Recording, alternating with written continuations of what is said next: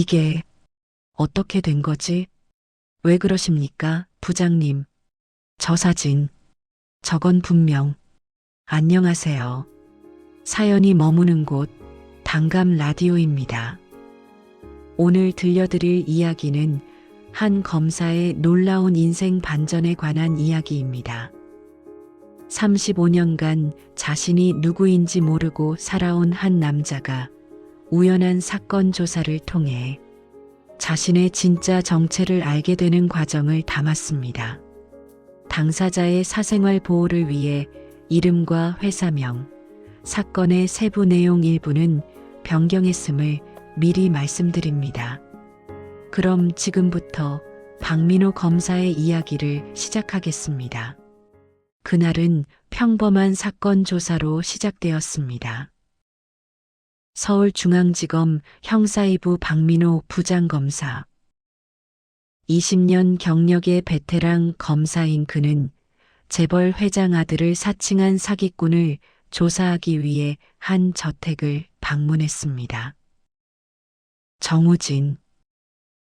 7순이 넘은 이 노인은 대한민국 굴지의 제약회사 한성메디칼의 창업주였습니다. 그리고 그에게는 35년간 풀리지 않는 아픔이 있었습니다. 바로 실종된 아들 정준서였습니다. 7살 때 놀이터에서 사라진 아들.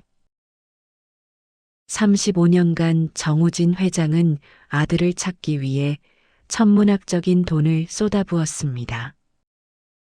하지만 그 과정에서 48명의 사기꾼들에게 속아왔습니다. 모두 자신이 정준서라고 주장했지만 DNA 검사 결과 단 한 명도 진짜가 아니었습니다. 그리고 이번에도 또 한 명의 사칭범이 나타났습니다. 이강민이라는 40대 초반의 남자였습니다. 박민호 검사는 이 사건을 조사하기 위해 정우진 회장의 저택을 방문했습니다. 거대한 응접실로 안내된 그는 벽에 걸린 한 장의 사진 앞에서 멈춰 섰습니다. 사진 속에는 7살쯤 되어 보이는 남자아이가 환하게 웃고 있었습니다. 아이는 작은 야구 글러브를 끼고 있었고 옆구리에는 낡은 야구공이 끼워져 있었습니다. 그 야구 글러브. 박민호는 그것을 알고 있었습니다. 정확히는 기억하고 있었습니다. 어디선가 본 적이 있는 글러브였습니다. 실례지만 저 사진은 누구입니까? 박민호의 목소리가 떨렸습니다. 20년 검사 생활 동안 한 번도 흔들린 적 없던 그 목소리가 말입니다. 회장님의 돌아가신 아드님이십니다. 35년 전에 실종되셨지요. 비서실장의 대답을 들은 박민호의 뇌리에 희미한 기억 하나가 스쳐 지나갔습니다. 어린 시절 고아원 원장 선생님이 했던 말. 민호야, 넌 5살 때 이 고아원에 왔단다. 그전 기억은 없니? 그는 평생 그 질문에 대답하지 못했습니다. 5살 이전의 기억이 완전히 지워진 채로 살아왔으니까요. 곧 정우진 회장이 응접실로 들어왔습니다. 7순이 넘은 노신사였지만 여전히 카리스마 넘치는 풍채를 유지하고 있었습니다. 다만 그의 목소리에는 깊은 피로가 묻어났습니다. 검사님, 이렇게 늦은 시간에 직접 오시느라 수고가 많으십니다. 아닙니다, 회장님. 이번에 나타난 사칭범에 대해 직접 여쭤볼 것이 있어서 찾아뵙게 되었습니다. 회장의 시선이 벽에 걸린 사진으로 향했습니다. 제 아들, 준서입니다. 7살 때 놀이터에서 놀다가 사라졌지요. 그의 목소리에 깊은 슬픔이 배어 있었습니다. 그날도 이렇게 비가 오던 날이었습니다. 우산을 가지고 나가라고 했는데 아이는 야구 글러브만 들고 뛰쳐나갔지요. 아빠, 나 친구들이랑 야구하고 올게. 라고 소리치면서요. 박민호의 심장이 크게 요동쳤습니다.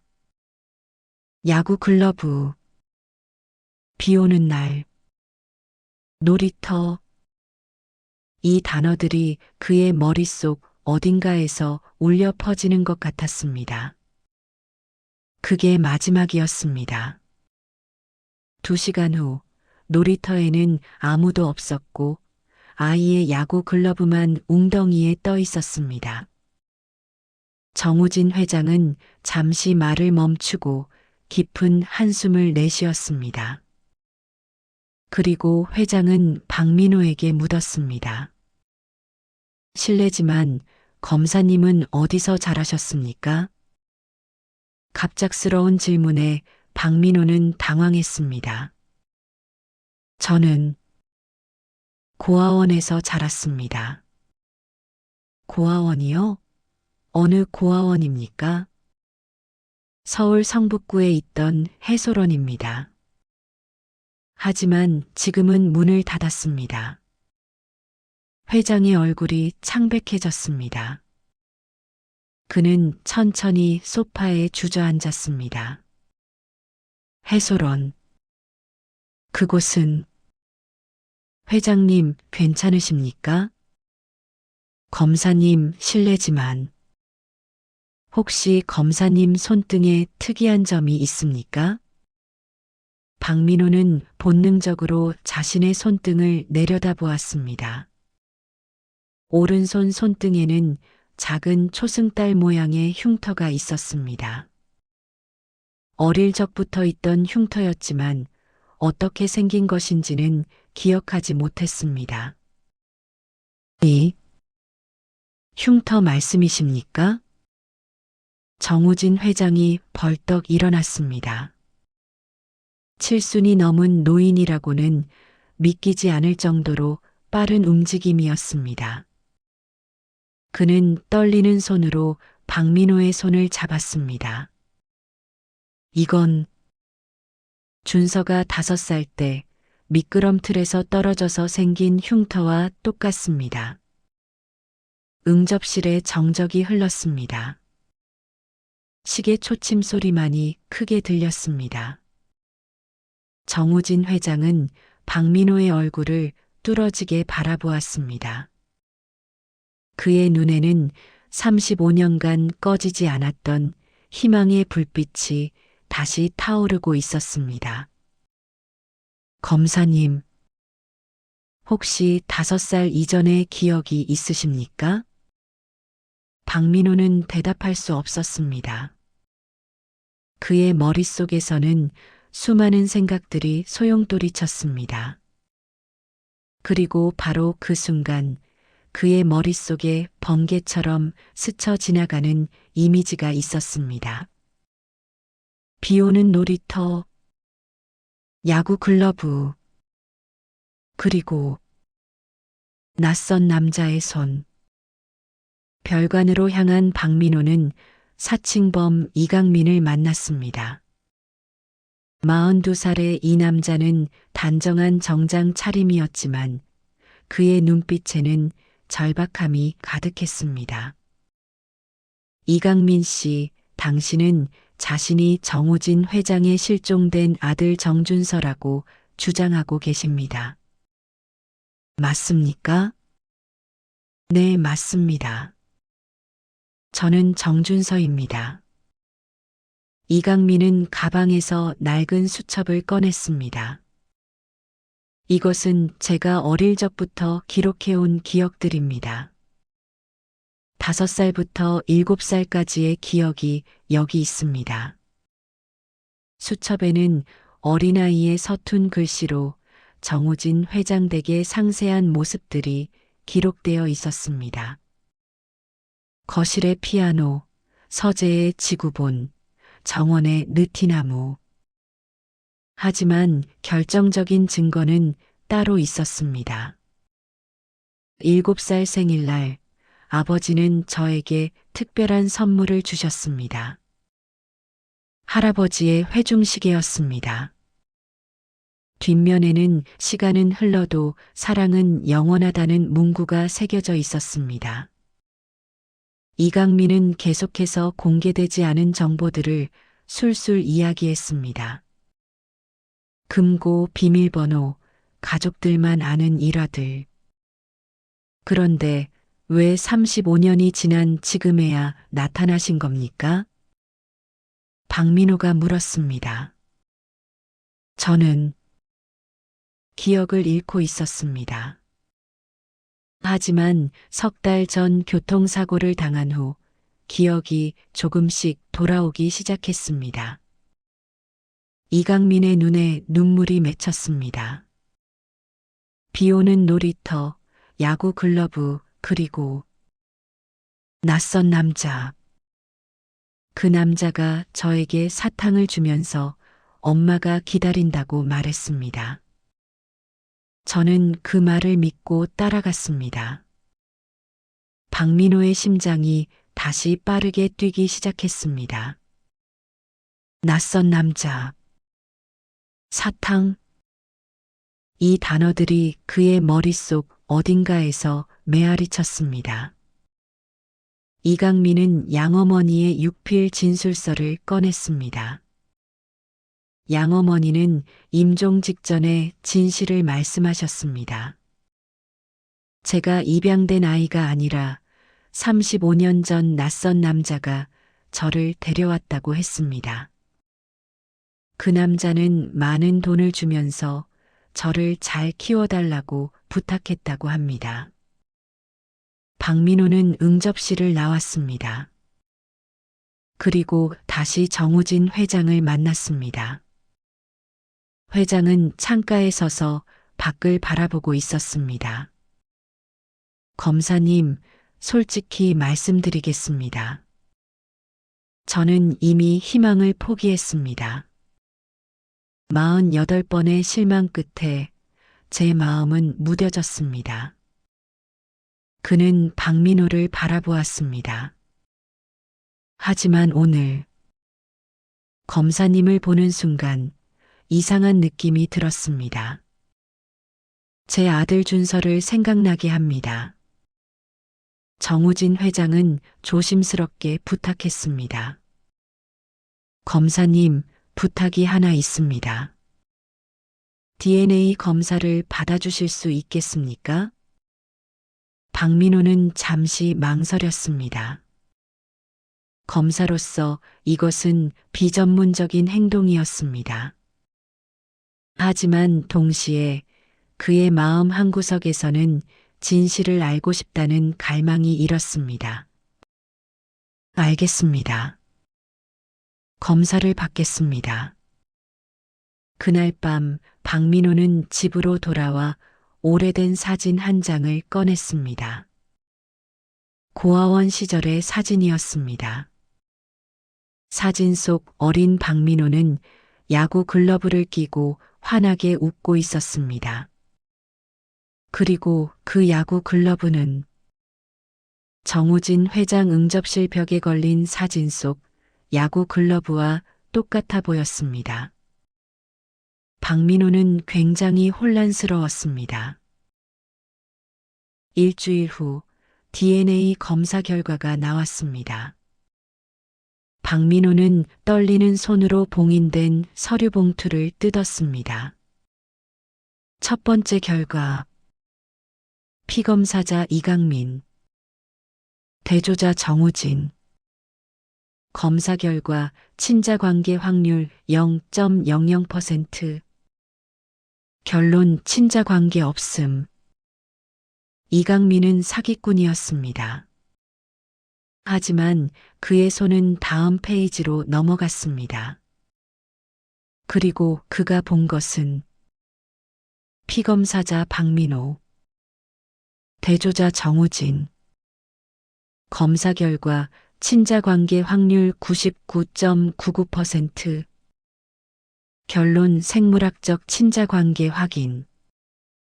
서류가 박민호의 손에서 떨어졌습니다.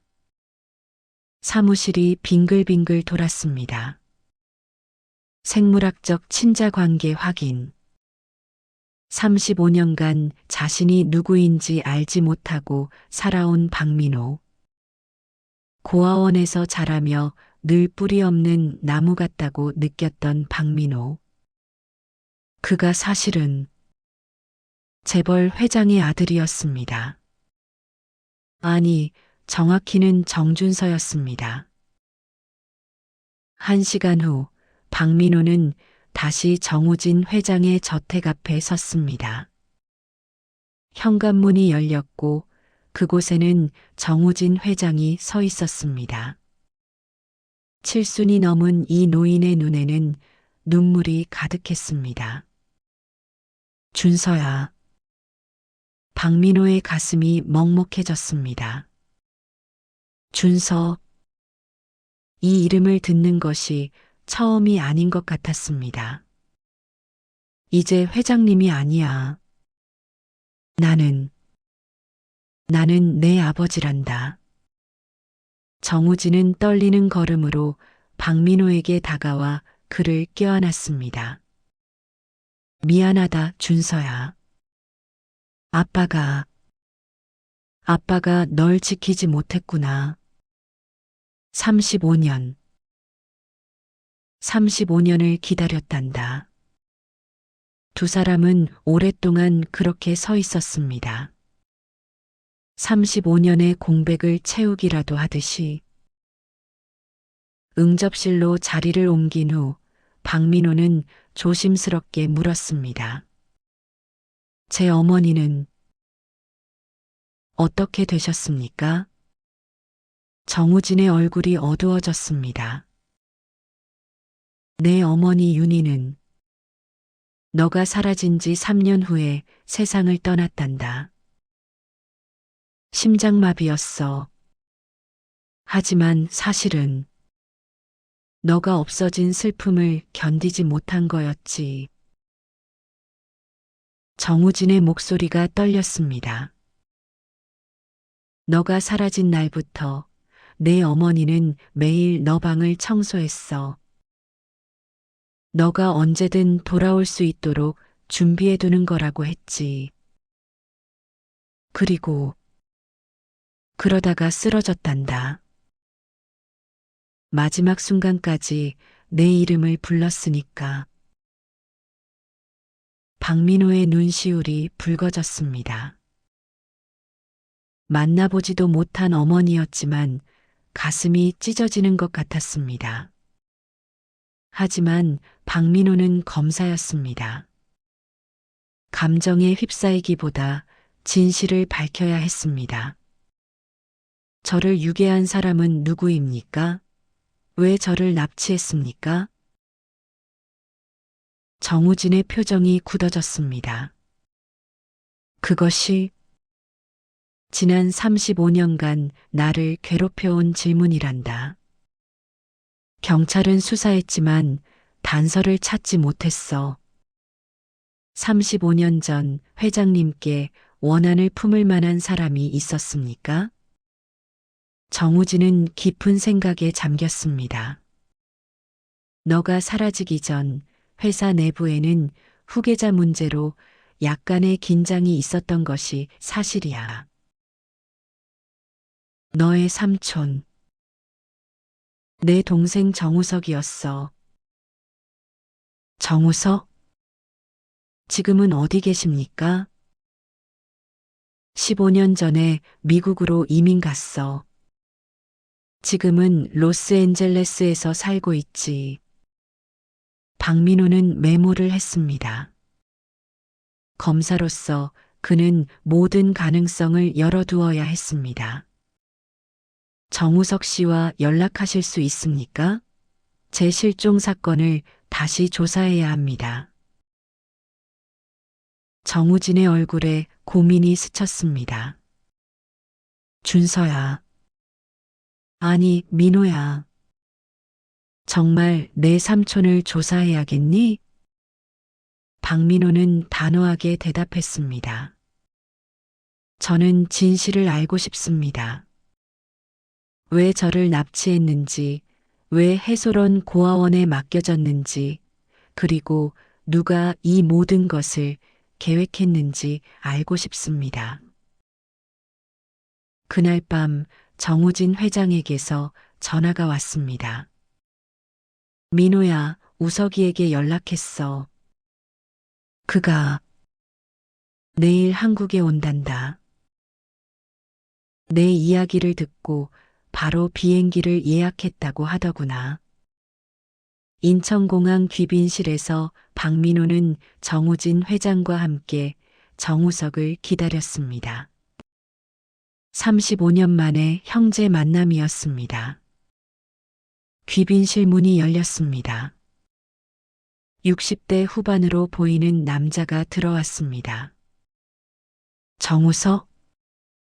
그는 정우진과 닮아 있었지만 더 날카로운 인상이었습니다.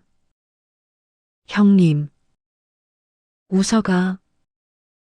두 형제가 포옹했습니다. 10년 만의 재회였습니다. 정우석의 시선이 박민호에게로 향했습니다. 이분이, 그래, 준서야. 우리 준서란다. 정우석은 박민호를 뚫어지게 바라보았습니다.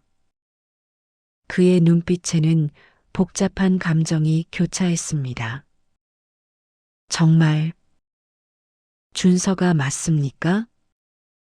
DNA 검사 결과가 나왔어. 99.99% 일치했단다. 정우석은 박민호에게 손을 내밀었습니다. 처음 뵙겠습니다, 준서. 아니, 지금은 박민호라고 불러야 하나요? 박민호는 그의 손을 잡았습니다. 정우석의 손은 차가웠습니다. 박민호는 정우석에게 당시 상황에 대해 질문했습니다. 정준서가 사라진 날, 댁에는 누가 계셨습니까? 형님과 형수님, 그리고 저와 가정부 2명이 있었습니다. 정우석 씨는 그날 어디 계셨습니까? 정우석의 눈빛이 날카로워졌습니다.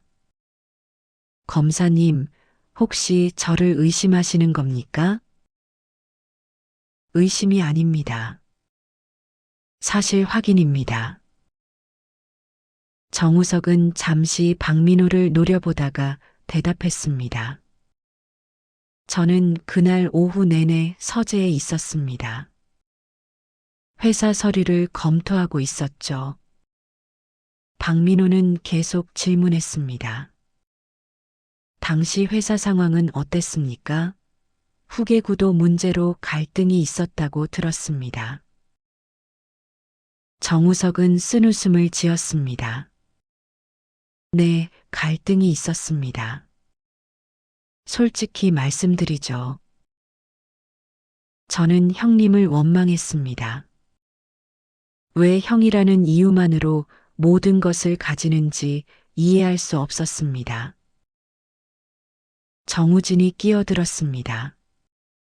우석아. 아니요, 형님. 이제는 솔직하게 말할 때가 되었습니다. 정우석은 박민호를 똑바로 바라보았습니다. 네, 저는 형님을 질투했습니다. 하지만 준서를 해칠 생각은 단 한 번도 해본 적이 없습니다. 그 아이는 제 조카였습니다. 그의 목소리에는 진심이 담겨 있었습니다. 준서가 사라지기 전날 저는 형님과 크게 다퉜습니다. 회사 경영권 문제로요. 그 싸움을 준서가 들었습니다. 그날 밤 준서가 제 방으로 왔습니다. 삼촌, 아빠랑 싸우지 마세요라고 말했죠. 저는 그 아이를 안아주지 못했습니다. 화가 나 있었거든요. 정우석의 목소리가 갈라졌습니다. 그래서 35년간 제 자신을 용서할 수 없었습니다. 박민호의 가슴이 먹먹해졌습니다. 이 남자도 오랜 세월 죄책감에 시달려온 것입니다. 며칠 후 박민호는 정우진 회장이 보관하고 있던 35년 전 사건 기록들을 살펴보았습니다. 경찰 조사 기록, 사설 탐정 보고서, 신문 기사 스크랩까지. 박민호는 경찰 조사 기록을 펼쳤습니다. 1990년 6월 23일 토요일 오후 2시경 피해자 정준서가 자택 인근 놀이터로 외출. 오후 4시경까지 목격됨. 이후 행방불명. 특이사항 현장에서 미확인 차량 목격. 회색 승용차가 놀이터 근처에 주차되어 있었다는 목격담 있음. 박민호는 사설탐정 보고서를 펼쳤습니다. 그리고 한 대목에서 손이 멈췄습니다. 본 탐정은 정준서가 마지막으로 목격된 놀이터, 반경 5km 내의 모든 고아원을 조사함. 그중 해솔원 고아원에서 특이사항 발견. 해솔원. 박민호가 외쳤습니다. 해솔원 고아원 원장과 면담. 원장은 사건 발생 일주일 후인 6월 30일경 신원 미상의 남자가 5살 정도의 남자아이를 데려왔다고 진술. 남자는 아이가 교통사고로 부모를 잃었다며 고아원에 맡기고 떠남. 거액의 기부금을 남기고 감. 특이사항 아이의 나이가 정준서 당시 7세와 일치하지 않음. 또한 아이는 이전 기억을 전혀 기억하지 못하는 상태였음. 박민호는 손이 떨렸습니다. 그 아이가 바로 자신이었습니다. 왜 이 보고서를 보고도 저를 찾지 못하신 겁니까? 정우진의 얼굴이 창백해졌습니다. 나도 그 사진을 봤어. 하지만 확신할 수 없었단다. 나이도 다르고 외모도 확실하지 않다고 했어. 박민호는 깨달았습니다. 납치범은 영리했습니다. 제 나이를 속였고 외모를 바꿨습니다. 그리고 가장 중요한 것은 제 기억을 지웠습니다. 박민호는 계속 서류를 뒤적였습니다. 그러다가 한 신문 기사를 발견했습니다. 기사 옆에는 당시 한성 메디칼 임원진 명단이 있었습니다. 박민호는 하나씩 살펴보다가 한 이름에서 손이 멈췄습니다. 연구개발본부장 이창호. 이창호. 이 사람은 누구입니까? 정우진이 대답했습니다. 창호는 우리 회사의 핵심 인재였어. 천재 연구원이었지. 지금은 어디 있습니까? 20년 전에 회사를 떠났어. 그리고 10년 전에 세상을 떠났다고 하는구나. 그의 가족은요? 아들이 한 명 있다고 들었어. 이름은 이강민. 박민호의 심장이 멎는 것 같았습니다. 이강민? 그 사칭범 말입니까? 그래. 맞아. 박민호는 벌떡 일어났습니다. 이것은 우연이 아닙니다. 정우진은 계속 설명했습니다. 창호는 훌륭한 연구원이었어. 하지만 그에게는 야망이 있었어. 회사 경영에도 참여하고 싶어 했지. 하지만 나는 거절했어. 정우석이 끼어들었습니다. 이창호는 형님에게 여러 번 경영 참여를 요청했죠. 거절당한 후 그는 형님을 원망했습니다. 박민호의 머릿속에서 퍼즐 조각들이 맞춰지기 시작했습니다. 그렇다면 이창호는 동기가 있었습니다. 회사에 대한 원한, 회장님에 대한 불만, 그리고 복수. 박민호는 후배 검사에게 전화를 걸어 이창호의 1990년 6월 행적을 조사하라고 지시했습니다. 진실이 조금씩 모습을 드러내고 있었습니다. 하지만 아직 가장 중요한 조각이 빠져 있었습니다. 누가 정준서를 납치했는가? 왜 납치했는가? 그리고 왜 해소론에 맡겼는가? 박민호는 창밖을 바라보았습니다. 진실은 가까이 있었습니다. 그는 느낄 수 있었습니다. 여기까지가 오늘 들려드린 박민호 검사의 이야기입니다. 35년간 자신의 정체를 모르고 살아온 한 남자. 그는 우연한 사건 조사를 통해 자신이 실종된 재벌 회장의 아들이었다는 충격적인 사실을 알게 되었습니다.